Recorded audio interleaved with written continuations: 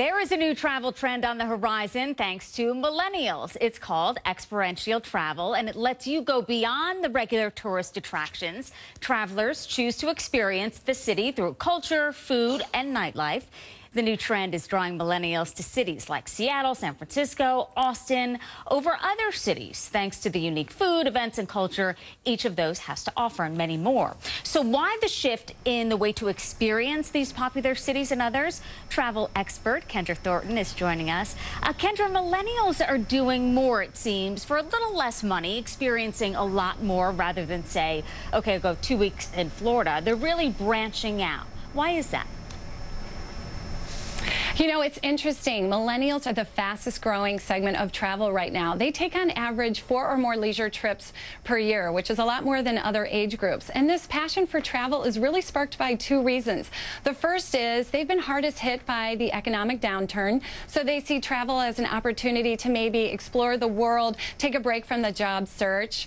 And secondly, they're a little less skeptical to wait on travel until their golden years. You know, they really want to see the world now while they have the time. Also, this millennial age group is extremely tech savvy. They have no problem picking up their smartphone or tablet to plan or book a trip. And with the influx of these mobile booking sites, it's really making it easy for these age groups to really plan trips spontaneously, which is how they prefer to do it. I think it may actually help them with their job search long term because you learn so much while you're traveling.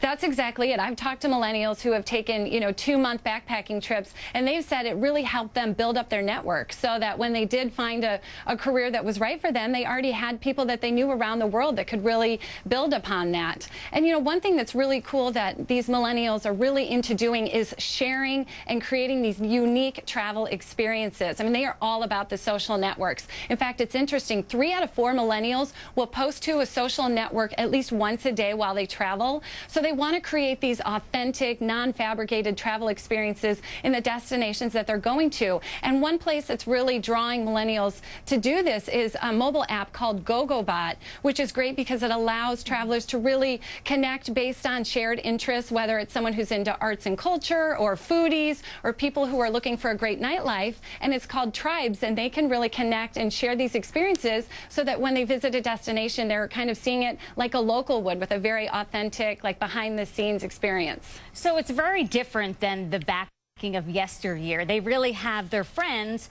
through Twitter, and they're really not alone, essentially with tons of friends on Twitter or Facebook. That's absolutely true. I mean, they really want to maybe share their travel experiences with their friends through their social networks. They also maybe want to meet up with people around the globe as they travel. Maybe they're building up friends that they haven't met in person, but connecting and meeting them in person in other countries, which is definitely the way the millennials approach this. And finally, are they cutting costs anywhere? What are some of the travel saving tips you have for us? Are they maybe looking into where to stay for less money?